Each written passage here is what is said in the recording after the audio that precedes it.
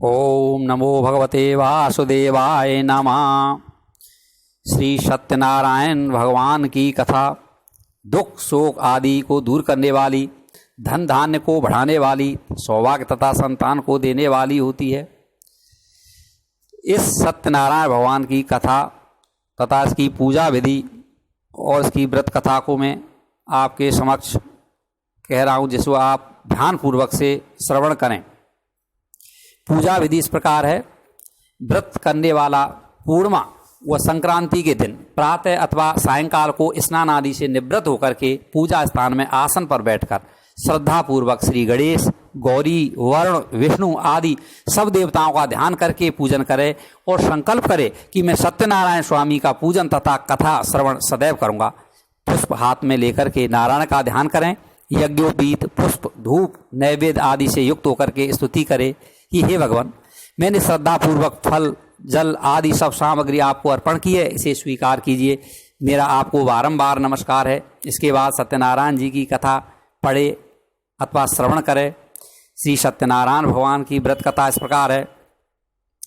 एक समय नैवसारण्य तीर्थ में शौनकादि 88,000 ऋषियों ने श्री सूत जी से पूछा कि हे प्रभु, इस कलयुग में वेद विद्या रहित मनुष्यों को प्रभु भक्ति किस प्रकार मिलेगी तथा उसका उद्धार कैसे होगा। इसलिए हे मुनि, कोई ऐसा तप कहिए जिससे थोड़े समय में पुण्य प्राप्त होवे तथा मनवांछित फल मिले। वह कथा सुनने की हमारी इच्छा है।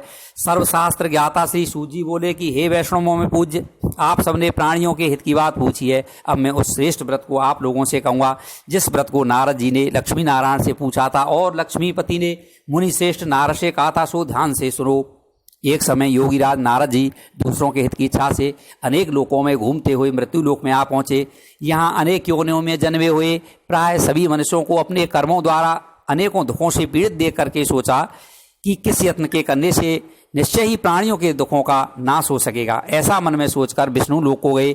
वहाँ श्वेत वर्ण और 4 भुजाओं वाले देवों के ईश नारायण को देख करके, जिनके हाथों में शंख, चक्र, गदा और पद्म थे तथा वरमाला पहने हुए थे, स्तुति करने लगे कि हे भगवान, आप अत्यंत शक्ति से संपन्न हैं तथा मन और वाणी भी आपको नहीं पा सकती। आपका आदि मध्य अंत नहीं है।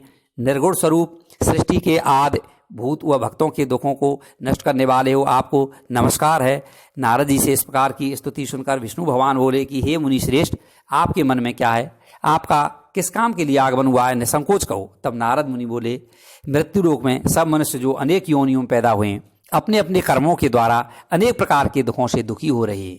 हे नाथ, मुझ पर दया रखते हो तो बतलाइए कि उन मनुष्यों के सब दुख थोड़े से ही प्रयत्न से कैसे दूर हो सकते हैं। श्री भगवान जी बोले कि हे नारद, मनुष्यों की भलाई के लिए तुमने बहुत अच्छी बात पूछी है। जिस काम के करने से मनुष्य मोह से छूट जाता है वह मैं कहता हूँ, सुनो। बहुत पुण्य देने वाला स्वर्ग तथा मृत्यु लोक दोनों में दुर्लभ एक उत्तम व्रत है। आज मैं प्रेमवश होकर के तुमसे कहता हूँ, सत्यनारायण का यह व्रत अच्छी तरह विधि पूर्वक करके मनुष्य आयु पर्यंत यहाँ सुख भोग करके मरने पर मोक्ष को प्राप्त होता है। श्री भगवान के वचन सुनकर नारद मुनि बोले कि उस व्रत का फल क्या है, क्या विधान है और किसने यह व्रत किया है और किस दिन यह व्रत करना चाहिए, विस्तार से कहिए। भगवान बोले, दुख शोक आदि को दूर करने वाला, धन दान को बढ़ाने वाला, सौभाग्य तथा संतान को देने वाला यह व्रत सब स्थानों पर विजयी करने वाला है। भक्ति संतान को देने वाला यह व्रत सब स्थानों पर विजयी करने वाला है। भक्ति और श्रद्धा के साथ किसी भी दिन मनुष्य श्री सत्यनारायण की प्रातः काल के समय ब्राह्मणों और बंधुओं के साथ धर्मपरायण होकर के पूजा करे। भक्ति भाव से नैवेद्य, केले का फल, घी, दूध और गेहूं का चूर्ण सवाया लेवे। गेहूं के अभाव में साठी का चूर्ण, शक्कर तथा गुड़ ले और सब भक्षण युक्त पदार्थ जमा करा के भगवान को अर्पण कर देवे तथा बंधुओं सहित ब्राह्मणों को भोजन करावे। तत्पश्चात स्वयं भोजन करे। नृत्य गीत आदि का आचरण कर सत्यनारायण भगवान का स्मरण करते हुए समय व्यतीत करे। इस तरह व्रत करने पर मनुष्यों की इच्छा निश्चय पूरी होती है। विशेषकर कली काल में भूमि पर यही मोक्ष का सरल उपाय है। बोलो सत्यनारायण भगवान की जय। दूसरा अध्याय। सूत जी बोले कि हे ऋषियों, जिसने पहले समय में इस व्रत को किया है उसका इतिहास कहता हूँ, ध्यान से सुनो। सुंदर काशीपुरी नगरी में एक अत्यंत निर्धन ब्राह्मण रहता था। वह भूख और प्यास से बेचैन हुआ नित्य पृथ्वी पर घूमता था। ब्राह्मणों से प्रेम करने वाले भगवान ने ब्राह्मण को दुखी देख करके बूढ़े ब्राह्मण का रूप धर उसके पास जा आदर के साथ पूछा कि हे विप्र, नित्य दुखी हुआ पृथ्वी पर क्यों घूमता है? हे श्रेष्ठ ब्राह्मण, यह सब मुझसे कहो, मैं सुनना चाहता हूँ। ब्राह्मण बोला, मैं निर्धन ब्राह्मण हूँ, भिक्षा के लिए पृथ्वी पर फिरता हूँ। हे भगवान, यदि आप इसका उपाय जानते हो तो कृपा कर कहो। वृद्ध ब्राह्मण बोला कि सत्यनारायण भगवान मनवांछित फल देने वाले हैं, इसलिए हे ब्राह्मण तू उनका पूजन कर, जिसके करने से मनुष्य सब दुखों से मुक्त होता है। ब्राह्मण को व्रत का सारा विधान बतला करके बूढ़े ब्राह्मण का रूप धारण करने वाले सत्यनारायण भगवान अंतर्ध्यान हो गए। जिस व्रत को वृद्ध ब्राह्मण ने बतलाया मैं उसको करूँगा, यह निश्चय करने पर उसे रात में नींद भी नहीं आई और वह सवेरे उठ सत्यनारायण के व्रत का निश्चय कर भिक्षा के लिए चला। उसको भिक्षा में बहुत धन मिला, जिससे बंधु बांधवों के साथ उसने सत्यनारायण का व्रत किया। इसके करने से वह ब्राह्मण सब दुखों से छूटकर अनेक प्रकार की संपत्तियों से युक्त हुआ। उस समय से वह ब्राह्मण हर मास व्रत करने लगा। इस तरह सत्यनारायण भगवान के व्रत को जो करेगा वह मनुष्य सब दुखों से छूट जाएगा। इस तरह नारद जी से नारायण का कहा हुआ यह व्रत मैंने तुमसे कहा। हे विप्रो, मैं अब और क्या कहूँ? ऋषि बोले कि हे मुनीश्वर, संसार में इस ब्राह्मण से सुनकर के किस किस ने इस व्रत को किया, हम ये सब सुनना चाहते हैं, इसके लिए हमारे मन में श्रद्धा है। सूत जी बोले कि हे मुनियो, जिसने इस व्रत को किया है वह सब सुनो। एक समय एक ब्राह्मण धन और ऐश्वर्य के अनुसार बंधु बांधवों के साथ व्रत करने को तैयार हुआ। उसी समय एक लकड़ी बेचने वाला बूढ़ा आदमी आया और बाहर लकड़ियों को रखकर ब्राह्मण के मकान में गया। प्यास से दुखी लकड़हारा उनको व्रत करते देखकर ब्राह्मण को नमस्कार कर कहने लगा कि आप ये क्या कर रहे हैं और इसके करने से क्या फल मिलता है, कृपा करके मुझसे कहो। ब्राह्मण ने कहा कि सब मनोकामना को पूरा करने वाला यह सत्यनारायण भगवान का व्रत है, इसकी ही कृपा से मेरे यहाँ धन दान आदि की वृद्धि हुई है। ब्राह्मण से इस व्रत के बारे में जानकर लकड़हारा बहुत प्रसन्न हुआ। चरणामृत ले और प्रसाद खाने के बाद अपने घर को गया। लकड़हारे ने अपने मन में इस प्रकार संकल्प किया कि आज नगर में लकड़ी बेचने से जो धन मिलेगा उसी से सत्यनारायण देव का उत्तम व्रत करूंगा। ये मन में विचार कर वह बूढ़ा आदमी लकड़ियां अपने सिर पर रख करके जिस नगर में धनवान लोग रहते थे वह ऐसे सुंदर नगर में गया। उस रोज वहां पर वह से उन लकड़ियों का दाम पहले दिनों से दुगना मिला। तब वह बूढ़ा लकड़हारा दाम ले और प्रसन्न होकर के पक्के केले की पुली, शक्कर, घी, दूध, दही और गेहूं का आटा इत्यादि सत्यनारायण भगवान के व्रत की कुल सामग्रियों को लेकर के अपने घर गया। फिर उसने अपने भाइयों को बुलाकर विधि के साथ भगवान की पूजा की और व्रत किया। उस व्रत के प्रभाव से वह बूढ़ा लकड़हारा धन, पुत्र आदि से युक्त हुआ और संसार के समस्त सुख भोगकर बैकुंठ को चला गया। बोलो सत्यनारायण भगवान की जय। तीसरा अध्याय। सूत जी बोले कि हे श्रेष्ठ मुनियो, अब आगे की कथा कहता हूँ, सुनो। पहले समय में उल्कामुख नाम का एक बुद्धिमान राजा था। वह सत्यवक्ता और जितेंद्रिय था। प्रतिदिन देवस्थानों पर जाता था, गरीबों को धन दे करके उनके कष्ट दूर करता था। उसकी पत्नी कमल के समान मुख वाली और सती साध्वी थी। भद्रशिला नदी के तट पर उन दोनों ने श्री सत्यनारायण का व्रत किया। उस समय वहाँ एक साधु वैश्य आया।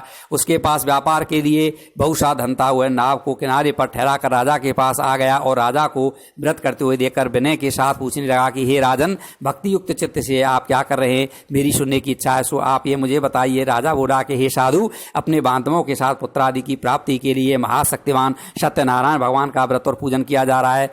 राजा के वचन सुनकर साधु आदर से बोला कि हे राजन, मुझसे इसका सब विधान कहो, मैं भी आपके कथानुसार इस व्रत को करूंगा। मेरी भी कोई संतान नहीं है और इससे निश्चय ही होगी। राजा ने सब विधान सुन व्यापार से निवृत्त होकर के आनंद के साथ घर गया और साधु ने अपनी स्त्री से संतान देने वाले उस व्रत का समाचार सुनाया और कहा कि जब मेरी संतान होगी तब मैं इस व्रत को करूंगा। साधु ने ऐसे वचन अपनी स्त्री लीलावती से कहे कि एक दिन उसकी स्त्री लीलावती पति के साथ आनंदित तो सांसारिक धर्म में प्रवृत्त होकर के सत्यनारायण भगवान की कृपा से गर्भवती हो गई तथा 10वें महीने में उसके एक सुंदर कन्या का जन्म हुआ। दिनों दिन वह इस तरह बढ़ने लगी जैसे शुक्ल पक्ष का चंद्रमा बढ़ता है। कन्या का नाम कलावती रखा गया। तब लीलावती ने मीठे शब्दों में अपने पति से कहा कि जो आपने संकल्प किया था कि भगवान का व्रत करूंगा, अब आप उसे करिए। साधु बोला कि हे प्रिय, इसके विवाह पर करूंगा। इस प्रकार अपनी पत्नी को आश्वासन दे हुए नगर को गया। कलावती पितृगृह में वृद्धि को प्राप्त हो गई तथा साधु ने जब नगर में सखियों के साथ अपनी पुत्री को देखा तो तुरंत दूत बुलाकर कहा कि पुत्री के वास्ते कोई शोक वर दे करके लाओ। साधु की आज्ञा पाकर के दूत कंचन नगर पहुंचा और वहां पर बड़ी खोज कर देखभाल कर लड़की के लिए सुयोग बड़क पुत्र को ले आया और उस सुयोग लड़के को देख करके साधु ने अपने बंधु बांधवों सहित प्रसन्न चित्त अपनी पुत्री का विवाह उसके साथ कर दिया।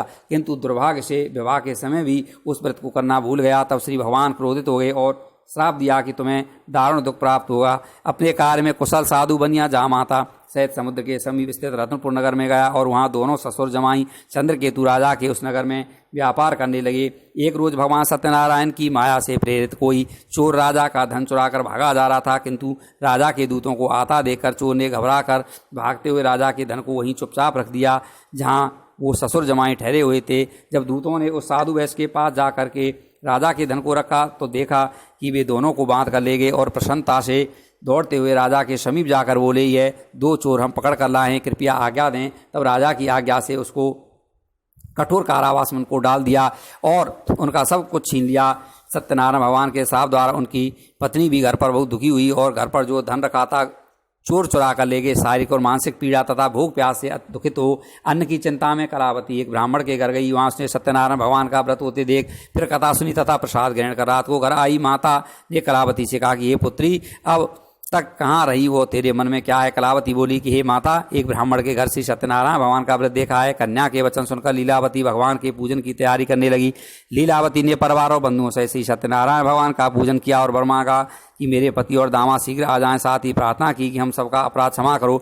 सत्यनारायण भगवान इस व्रत से संतुष्ट हो गए और राजा चंद्रकेतु को स्वप्न में दर्शन देकर कहा कि हे राजन, दोनों वैश्यों को प्रातः ही छोड़ दो और उनका सब धन जो तुमने ग्रहण किया है दे दो, नहीं तो मैं तेरा धन राजपुत्र आदि सब कुछ नष्ट कर दूंगा। राजा ने ऐसे वचन सुने तो यह कह करके भगवान अंतर्ध्यान हो गए। प्रातःकाल राजा चंद्रकेतु ने सभा में अपना स्वप्न सुनाया, फिर दोनों बड़क पुत्रों को कैसे मुक्त कर सभा में बुलाया। दोनों ने आते ही राजा को नमस्कार किया। राजा मीठे वचनों से बोला कि हे महानुभावों, भाभी बस ऐसा कठिन दुख प्राप्त हुआ है, अब तुम्हें कोई भय नहीं। ऐसा कहकर राजा ने उनको नए नए वस्त्राभूषण पहनाए तथा उनका जितना धन लिया था उससे दुगुना धन दे करके आदर सहित विदा किया। दोनों वैश्य अपने घर को चल दिए। बोलो सत्यनारायण भगवान की जय। चौथा अध्याय। सूत जी बोले कि वैश्य ने मंगलाचार करके यात्रा आरंभ की और अपने नगर को चला। उनके थोड़ी दूर निकलने पर दंडी वेशधारी सत्यनारायण ने उनसे पूछा कि हे साधु, तेरी नाम में क्या है? अभिमानी बड़े हंसता हुआ बोला, हे दंडी, आप क्यों पूछते हो? क्या धन लेने की इच्छा है? मेरी नाम में तो बेल और पत्ते भरे हैं। वैश्य का कठोर वचन सुनकर भगवान ने कहा, तुम्हारा वचन सत्य हो। दंडी ऐसा कहकर वहां से दूर चले गए और कुछ दूर जाकर समुद्र के किनारे बैठ गए। दंडी के जाने पर वैश्य ने नित्य क्रिया करने के बाद नाव को ऊंची उठी देखकर अचंभा किया और नाव में बेल पत्ते आदि देखकर मूर्छित हो जमीन पर गिर पड़ा। फिर जब मूर्छा खुली तो अत्यंत शोक प्रकट करने लगा। तो उसका दामाद बोला कि आप शोक न करें, यह दंडी का श्राप है, अतः उनकी शरण में चलना चाहिए, तभी हमारी मनोकामना पूरी होगी। दामाद के वचन सुनकर के साधु बड़े दंडी के पास पहुंचा और अत्यंत भक्ति भाव से नमस्कार करके बोला कि हे भगवान, आपकी माया से मोहित ब्रह्मा आदि भी आपके रूप को नहीं जानते, तब मैं अज्ञानी कैसे जान सकता हूँ? आप प्रसन्न होइए, मैं सामर्थ्य के अनुसार आपकी पूजा करूँगा, मेरी रक्षा करो और पहले ये समान नौका में धन भर दो। उसके भक्तियुक्त वचन सुनकर के भगवान प्रसन्न हो उसकी इच्छानुसार बढ़ देकर के अंतर्ध्यान हो गए। तब उन्होंने नाव पर आकर के देखा कि नाव धन से परिपूर्ण है और फिर वह भगवान सत्यनारायण का पूजन कर साथियों सहित अपने नगर को चला। जब अपने नगर के निकट पहुंचा तब दूत को घर भेजा। दूत ने साधु के घर जाकर किसी स्त्री को नमस्कार कर कहा कि साधु अपने दामाद सहित इस नगर के समीप आप पहुंचे हैं। ऐसा वचन सुनकर के साधु की स्त्री ने बड़े हर्ष के साथ सत्यदेव का पूजन कर पुत्री से कहा कि मैं अपने पति के दर्शन को जाती हूँ, तू कार्य ग्रहण कर शीघ्र आना। माता के ऐसे वचन सुनकर के कलावती प्रसाद छोड़ करके पति के पास गई और प्रसाद की अवज्ञा के कारण सत्यदेव ने रुष्ट हो उसके पति को नाव सहित पानी में डुबो दिया। कलावती ने अपने पति को न देखकर रोती हुई जमीन पर गिर गई। इस तरह नौका को डूबा हुआ तथा कन्या को रोता हुआ देखकर साधु दुखित हो गया और बोला कि हे प्रभु, मुझसे या मेरे परिवार से जो भूल हुई है उसे क्षमा करो। उसके दीन वचन सुनकर के सत्यदेव भगवान प्रसन्न हो गए और आकाशवाणी हुई कि हे साधु, तेरी कन्या मेरे प्रसाद को छोड़कर आई है, इसलिए इसका पति अदृश्य हुआ है। यदि वह घर जाकर के प्रसाद खा करके लौटे तो उसे पति अवश्य मिलेगा। ऐसी आकाशवाणी सुनकर के कलावती ने घर पहुंचकर प्रसाद खाया, फिर आकर पति के दर्शन किए। तत्पश्चात साधु ने बंधु बांधवों सहित सत्यदेव का विधि पूर्वक पूजन किया। उस दिन से वह प्रत्येक पूर्णिमा को सत्यनारायण भगवान का पूजन एवं कथा करने लगा। फिर इस लोक का सुख भोगकर अंत में स्वर्ग लोक हो गया। बोलो सत्यनारायण भगवान की जय। पांचवा अध्याय। सूत जी बोले कि ये ऋषियों, मैं और भी कथा कहता हूँ सुनो। प्रजापालन में लीन तुंगध्वज नाम का एक राजा था। उसने भी भगवान का प्रसाद त्याग कर बहुत दुख पाया। एक समय वन में जाकर के वन्य पशुओं को मारकर बढ़ के नीचे आया। वहाँ उसने ग्वालों को भक्ति भाव से बांधवों सहित सत्यनारायण का पूजन करते देखा। राजा देखकर भी अभिमान बस वहाँ नहीं गया और नहीं नमस्कार किया। जब ग्वालों ने भगवान का प्रसाद उसके सामने रखा तो वह प्रसाद को त्याग कर अपनी सुंदर नगरी को चला। वहीं उसने अपना सब कुछ नष्ट पाया तो वह जान गया कि ये सब भगवान ने किया है। तब वह विश्वास कर ग्वालों के समीप गया और विधि पूर्वक पूजन कर प्रसाद खाया तो सत्यदेव की कृपा से पहले जैसा था वैसा ही हो गया। फिर दीर्घ काल तक सो होकर मरने पर स्वर्गलोक हो गया। जो मनुष्य इस परम दुर्लभ व्रत को करेगा भगवान की कृपा से उसे धनदान की प्राप्ति होती है तथा सब मनोरथ पूर्ण होकर के अंत में वैकुंठ धाम को जाता है। जिन्होंने पहले इस व्रत को किया अब उनके दूसरे जन्म की कथा कहता हूँ। वृद्ध सतानंद ब्राह्मण ने सुदामा का जन्म लेकर मोक्ष को पाया। उल्कामुख नाम का राजा दशरथ होकर वैकुंठ को प्राप्त हुआ। साधु नाम के वैश्य ने मोरध्वज बनकर अपने पुत्र को आरे से चीरकर मोक्ष को प्राप्त किया। महाराज तुंगध्वज ने स्वयंभू होकर के भगवान में भक्ति युक्त होकर कर्म कर मोक्ष प्राप्त किया। बोलो श्री सत्यनारायण भगवान की जय। इति श्री सत्यनारायण व्रत कथा संपूर्णम। बोलिए।